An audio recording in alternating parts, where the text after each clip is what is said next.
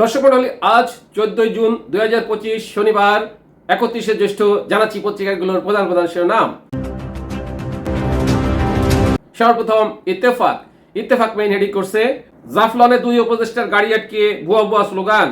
আরো আছে যমুনা সেতুতে দুর্ঘটনায় 5 গাড়ি বিকল, 20 কিলোমিটার যানজট।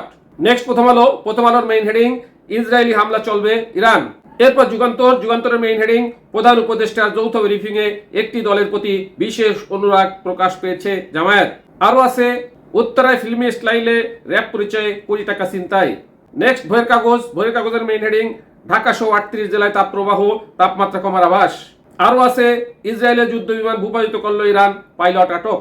নেক্সট জনকণ্ঠের মেইন হেডিং ইরানের পাল্টা হামলার পর ইসরায়েলের মৃত্যুর সংখ্যা বেড়েছে, সংখ্যা জানালো ইসরায়েলের গণমাধ্যম। এরপর ইনক্লাবের main heading doctor Yunus Tarique Rahman বৈঠক, ষড়যন্ত্রকারীদের কফিনের শেষ পেরেক, প্রধান উপদেষ্টা প্রেস সচিব। নেক্সট আমাদের সময়ের মেইন হেডিং ভারী মারণাস্ত্র থাকবে না পুলিশের কাছে, স্বরাষ্ট্র উপদেষ্টা। এরপর কালেকণ্ঠের মেইন হেডিং মার্কিন ইরান আলোচনার মধ্যেই কেন হামলা চালালো ইসরায়েল। নেক্সট যাই দিনের মেইন হেডিং ইসরায়েলি হামলা চলবে ইরান। আরো আছে ইসরায়েলের প্রতি কোনো দয়া করা হবে না, আয়াতুল্লাহ খামেনি। নেক্সট সমকালের মেইন হেডিং তেহরানে ইসরায়েলি হামলায় শিশু সহ নিহত আরো 60 জন, আহত শতাধিক।